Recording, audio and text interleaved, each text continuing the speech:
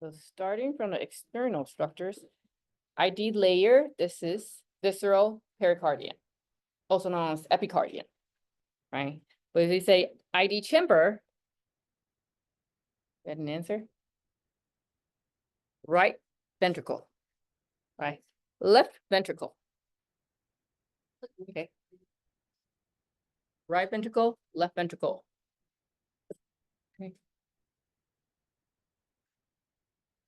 Which chamber is this? Left atrium, right?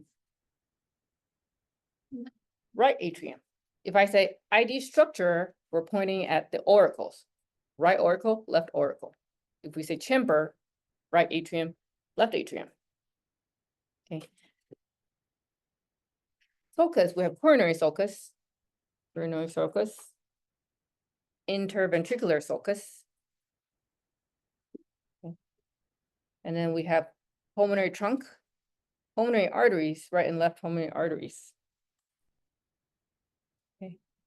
We also have, you can tell, ascending aorta, aortic arch, descending aorta.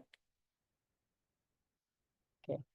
Brachiocephalic trunk, left common carotid artery, left subclavian artery. Here's your superior vena cava. Inferior vena cava. Coronary sinus, draining into right atrium. Ligamentum arteriosum, Okay. Let's see what else. Pulmonary veins. Okay. And in terms of the coronary circulation, anterior interventricular artery or left anterior descending artery. The vein that accompanies it is a great cardiac vein. This is the right coronary artery. Okay. And then we also have the circumflex artery. Let me show you a different model.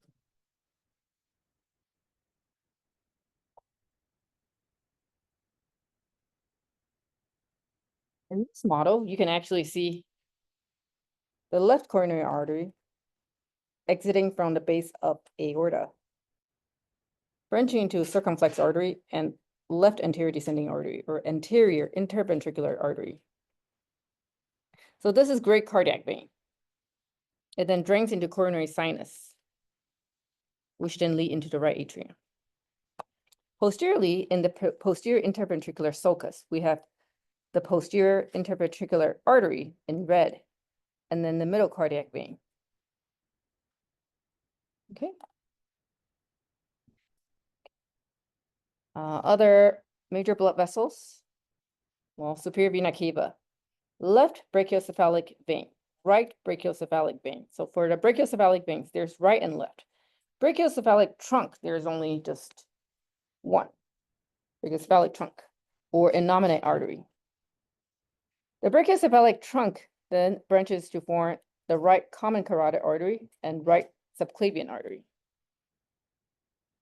Okay, if you're looking from a posterior view, make sure you don't get confused. This is the right side now. So brachiocephalic trunk, right subclavian artery, and right common carotid artery. Left common carotid artery, left subclavian artery. That's actually your esophagus.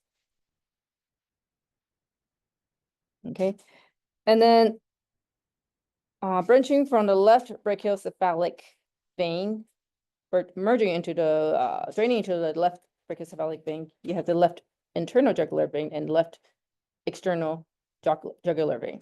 This is the left subclavian vein. Okay, and it's exactly the same on the right side. You have your right brachiocephalic vein, right subclavian vein, right external jugular vein, and right internal jugular vein.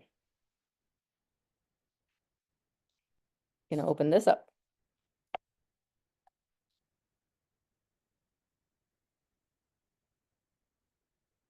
A whole lot of structures are destroyed in here. Let's see, endocardium, right? Basically ID layer, endocardium.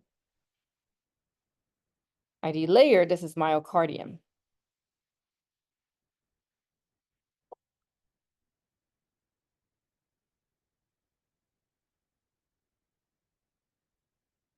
Let's connect to this other model.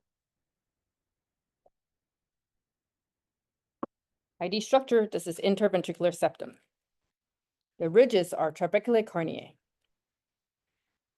These sausage-shaped structures are papillary muscles, chordae tendinae.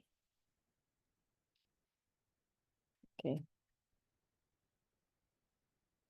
The ridges inside the atria are the pectinate muscles. Okay. Indentation, you can see inside the atria is the fossa alveolus. Fossa alveolus.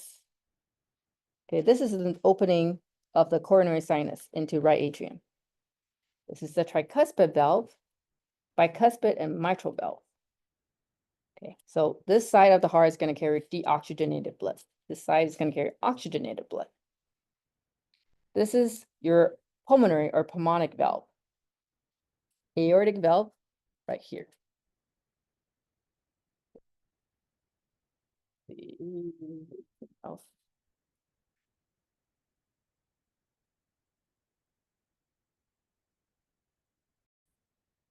Okay, so interatrial septum, right? The fossa alveolus is part of the interatrial septum. This is the interventricular septum. Right? If I say ID layer, endocardium, ID layer, myocardium, ID layer, visceral pericardium or epicardium. Okay. And then we have larger model in the back of the room. Make sure you can identify ascending aorta, aortic arch, and then not just descending aorta, but specifically thoracic aorta versus abdominal aorta. Okay.